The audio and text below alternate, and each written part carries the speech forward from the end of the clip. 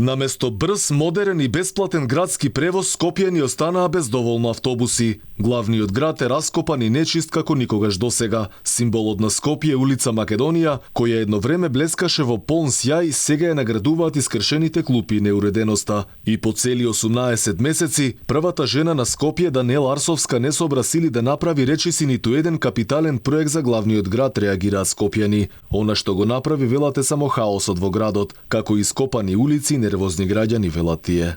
Како да не работи, како што треба. Ништо не работи. Од кога река на први треба да се пуштат? Прифатните она не ги пушти. А чекаме од време на време.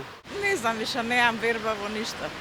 Па повеќе очекувавме, нешто не ми е баш.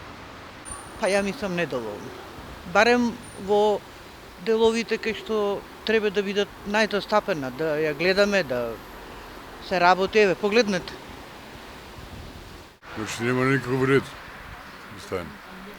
И тешко е кај ќе се овде. Тоа што го ветуват, му до радување. Веле дека нов современ превоз ќе има, меѓутоа тој како да го нема. Може нека друга држава, овде не. Не сум баш онако задоволен, барем во делот на јавниот градски превоз многу лошо онако се работи. Има ветувања дека ќе има бесплатен превоз, а еве ако бесплатен значи да си одиш пешки, да има бесплатен превоз. Една од болните точки за најмладите е Скопскиот Луна парк, кој од ден во ден се повеќе скапува, лоциран во срцето на Скопје. Преполн со ѓубре и обрасна со трева. Ваква е сликата на Скопскиот Луна парк, која наградува сликата на главниот град со години. Граѓаните реагираат дека на Скопје му е потребен забавен парк, затоа што, како што велат, градот мора да покаже сериозност и конечно да го изгради Луна паркот. Предходно Даниела Арсовска рече дека постапката за изградба ќе отпочнела наскоро. Откако се добиени сите документи, се отпочнува најпрвен постапката на тоа да се обезбедат дополнително бројот на реквизити, расчистување на теренот и поставување на постаментите.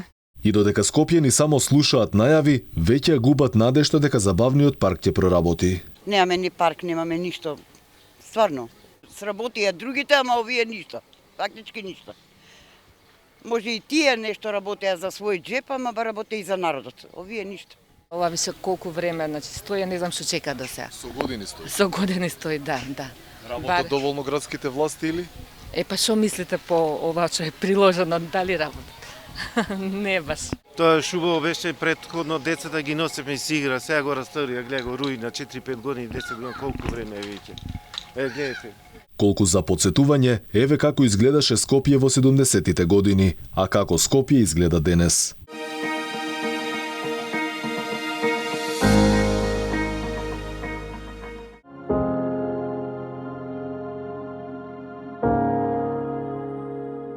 Некогашното место каде израсна и се забавуваат десетици генерации, повеќе од деценија е оставено во заборав и е само сеќавање на некои поубави моменти. Инаку Скопје нема забавен парк повеќе од 7 години. Екс-градоначалникот Петре Шилегов го прекина проектот почнат од неговиот претходник Коце Трајановски, со образложение дека не бил добар и дека во Скопје ќе се градел забавен парк. Што се однесува пак до инфраструктурата, речи си да нема улица во Скопје без дупки, реагираат граѓаните, кои се револтирани од работата на градските власти, зашто, како што велат, ништо добро не виделе во изминатиот период.